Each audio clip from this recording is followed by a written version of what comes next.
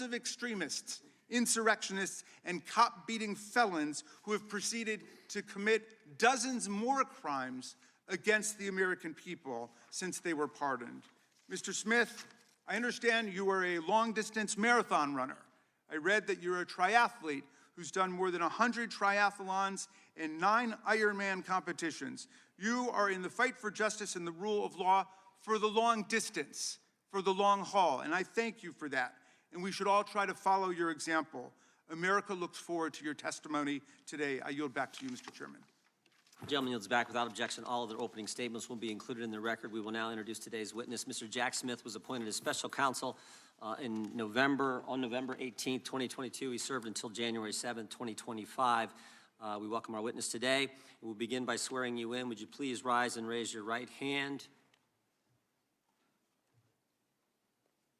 Do you swear or affirm under penalty of perjury that the testimony you're about to give is true and correct to the best of your knowledge, information, and belief, so help you God? I do. Let the record reflect that the witness has answered in the affirmative. Thank you. You can be seated. Please know that your written testimony will be entered into the record in its entirety. Accordingly, we ask that you summarize your testimony. Mr. Smith, you may begin. Chairman Jordan, Ranking Member Raskin, members of the committee, thank you for the opportunity to discuss my work as special counsel. I love my country and believe deeply in the core principles upon which it was founded. For nearly 3 decades, I've served as a career prosecutor in both Republican and Democratic administrations. I've handled cases ranging from domestic assault and gang violence to public corruption and election crimes across the United States, and I've prosecuted war crimes overseas. I am not a politician, and I have no partisan loyalties. My career has been dedicated to serving our country by upholding the rule of law. Throughout my public service, my approach has always been the same: follow the facts and the law without fear or favor.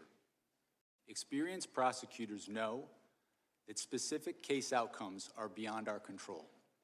Our responsibility is to do the right thing, the right way, for the right reasons.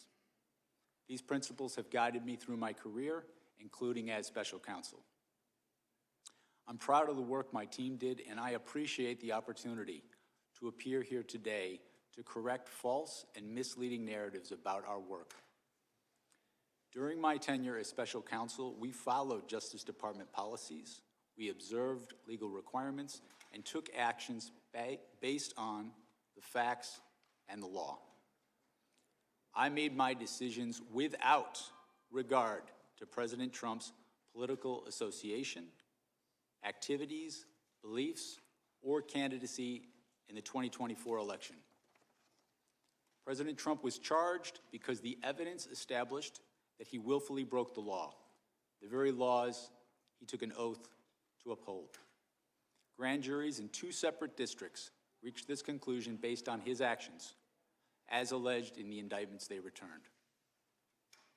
Rather than accept his defeat in the 2020 election, President Trump engaged in a criminal scheme to overturn the results and prevent the lawful transfer of power.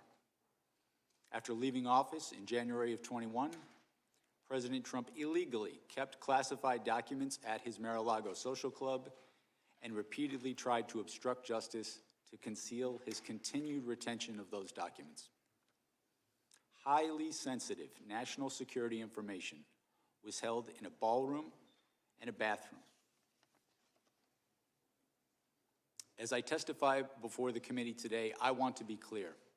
I stand by my decisions as special counsel, including the decision to bring charges against President Trump. Our investigation developed proof beyond a reasonable doubt that President Trump engaged in criminal activity.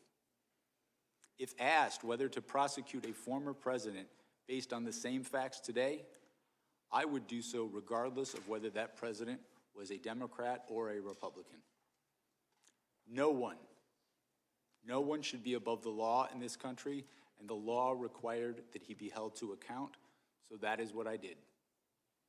To have done otherwise on the facts of these cases would have been to shirk my duties as a prosecutor and as a public servant, of which I had no intention of doing. I remain grateful for the counsel, judgment, and advice of my team.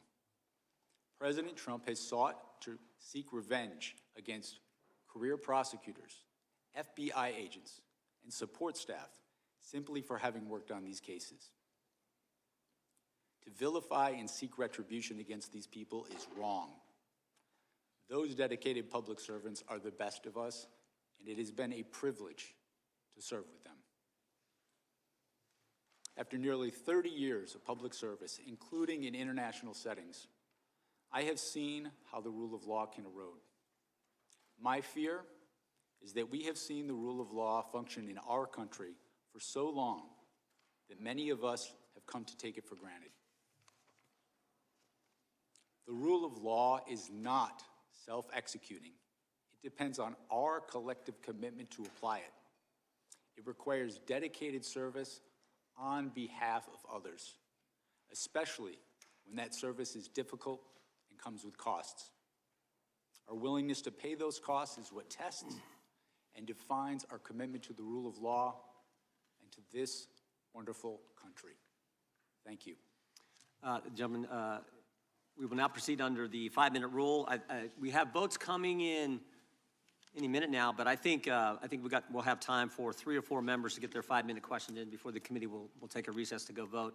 They are not going to close the vote until we get there. I know that much. So we will start with the gentleman from California. You're recognized for 5 minutes. Good morning, Mr. Smith. When Attorney General Garland appointed you, he cited the particularly sensitive matters at issue and extraordinary circumstances as the reason for appointing a special counsel. What did you take that to mean?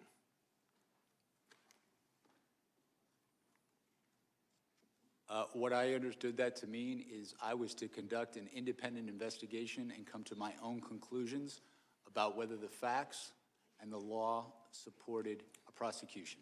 But clearly he was alluding to the fact that we had an investigation into a leading candidate for president. That was part of the extraordinary circumstances. Would you agree? I will rely on his public statements about that.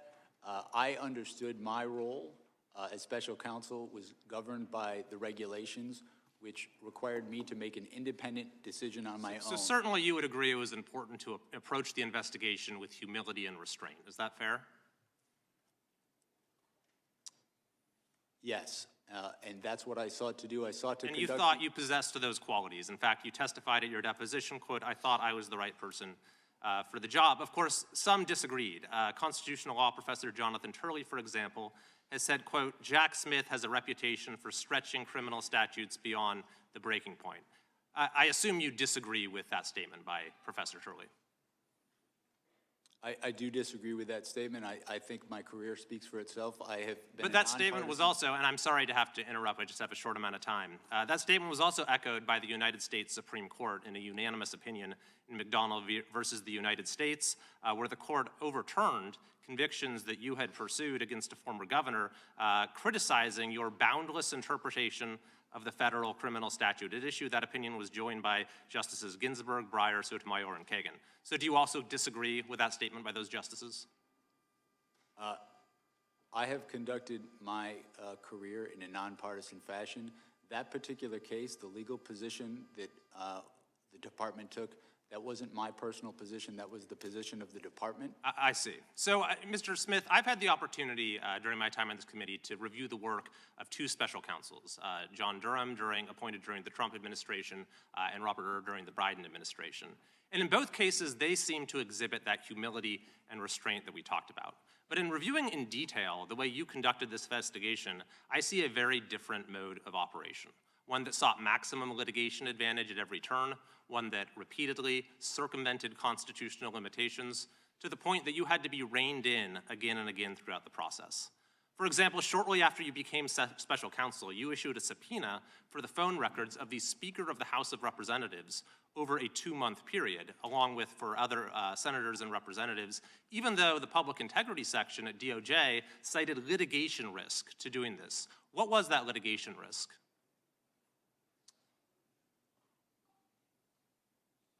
With respect to the toll record subpoenas that we issued, they were approved by the Public Integrity Section. The Public Integrity Section, in approving those subpoenas, noted the fact that the subpoenas were for records for people who were not targets of our investigation. But they said there was a litigation risk and you moved forward with it anyway. And not only that, but you also sought orders from judges making it so those who were having their records seized would not know about it. And you even didn't tell those judges that it was members of Congress whose records you were going after, in apparent contravention of a federal statute saying that a telephone provider for a Senate office shall not be barred from providing notice that the records had been requested. Now, if you sought to do that today, would you be able to get away with that, with asking the judges for a non-disclosure order without telling them these are members of Congress? When we secured these toll record subpoenas, it was done consistent with department policy. You're correct in that that policy has since changed. They changed the policy based upon the actions that you took. Similarly, you issued a gag order against President Trump that the D.C. Circuit Court of Appeals vacated as overbroad. Is that correct? Well, the D.C. Court of Appeals, in passing on that order, found that it was justified. They narrowed the order, but they confirmed that the phenomenon— They narrowed the order because it was overbroad. In addition to that, you sought an early trial date that the district court rejected, and when you presented your prosecution memo to Attorney General Garland, it's been reported that he was visibly unimpressed and expressed First Amendment concerns. So, Mr. Smith, looking at the record, I see that you were reversed and rebuked by the Department of Justice itself, by the Attorney General, by the Solicitor General, by multiple district court judges, by the Court of Appeals, and by the U.S. Supreme Court itself. So my final question is, do you believe that you made any mistakes? Do you have any regrets as to how you conducted this investigation? If I have any regret, it would be not expressing enough appreciation for my staff who work so hard in these investigations. We followed the facts and the law. These people who work for me sacrificed endlessly and have endured way too much for just doing their job. So if anything, I wish that I had thanked them. Time of the gentleman. No mistakes. There's that humility. Mr. Chair, I yield back. Yeah, time of the gentleman's right. The chair now recognizes the ranking member for 5 minutes. Well, thank you, Mr. Chairman. And the good gentleman from California certainly knows, because he was a student of mine, that lawyers go to court and sometimes they win motions and sometimes they lose motions, and there's no crime in any of that. And I'm just sorry that you had to be lectured about humility and restraint by a politician, because we might not be best poised to lecture you on those particular virtues. But let's go to the toll record, since that's been raised, Mr. Smith. First of all, Congress has allowed toll records to be subpoenaed. This committee has actually tried to limit it over the years, and the senators who are whining the most over on the Republican side in the Senate, they never went along with our determination to try to limit the government's ability to subpoena toll records. So it's perfectly lawful what you did. Explain, why did you want those toll records? We wanted to conduct a thorough investigation of the matters that was assigned to me, including attempts to interfere with the lawful transfer of power. The conspiracy that we were investigating, it was relevant to get toll records to understand the scope of that conspiracy, who they were seeking to coerce, who they were seeking to influence, who was seeking to help them. And that's normal investigative practice, right?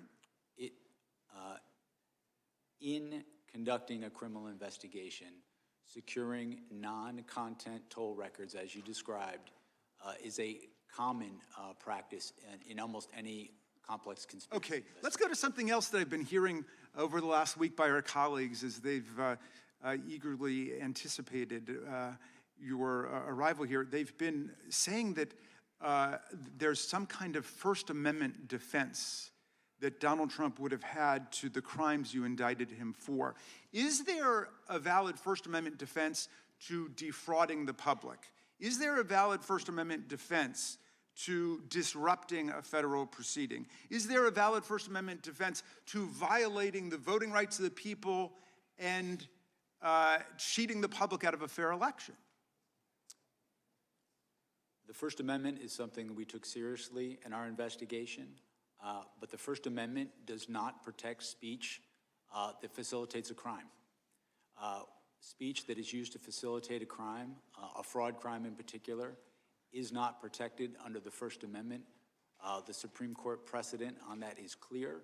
This is an issue that we litigated before the district court, and the district court ruled, as I just stated, that it is not in fact protected. And the case law is perfectly clear on this, right? All frauds are perpetrated by speech, right? Yes. All conspiracies are perpetrated by speech. So just because your criminal conduct is brigaded with speech doesn't somehow mean you've got a First Amendment defense against trying to overthrow the government. I mean, the people who attacked the police officers on January 6th were chanting, "Hang Mike Pence." I suppose that was political speech, or they were saying, "Stop the steal." Does that mean they've got a First Amendment defense to violent assault against the officers? It does not. William Barr, by the way, was somebody who was perfectly clear about that. Donald Trump's own attorney general said there's no freedom of speech that you have to engage in a conspiracy, to overthrow an election, to commit crime. He was perfectly clear about that. Back in those days, in fact, lots of people on that side of the aisle, including my good friend, the chairman, denounced the violence that took place on January 6th. The cat's got their tongue these days. My friend Chairman Jordan said, what happened last week was terrible, is tragic. It's as wrong can be, he said. Republicans, we know all political violence is wrong. I asked my friend Chairman Jordan at a rules hearing, are you also not interested in what happened to us on January 6th? He said, of course, everyone's interested in holding people accountable who did wrong. The FBI is doing that. The Justice Department is doing that, appropriately so. What do you think about the attack on the Department of Justice and the special counsel for doing your jobs? I think the attack is unjustified. I think the people who worked with me as career public servants are people, they're part of the reason I've been a prosecutor for so long, is to work with people like that, not just the prosecutors in my office, but also the agents, FBI agents who are heroes, who have served their country not only as agents, but also overseas. I think those attacks are unwarranted based on the facts, and I think that they have no basis in who we are as Americans, as a country. I don't see attacking people like that as anything appropriate. Thank you, and Mr. Chairman, I yield back to you. The gentleman yields back. Mr. Smith, is Cassidy Hutchinson a liar? She was their star witness, January 6th committee, their star witness in one of those staged and choreographed hearings they paid the former president of ABC News to put together. She was, in fact, the only witness at this special prime-time hearing, Tuesday, June 28, 2022, 8 o'clock in the evening, and she told some stories. I mean, these were some stories. She talked about President lunged across the back seat, grabbed the steering wheel, tried to drive the car to the Capitol. And I just want to know, you think she was lying? Chairman Jordan, my assessment of that particular issue is that with respect to the testimony about the president lunging towards the driver, my recollection of her testimony about that is that it was secondhand. She said she'd heard that from somebody. You familiar with the name Tony Ornato?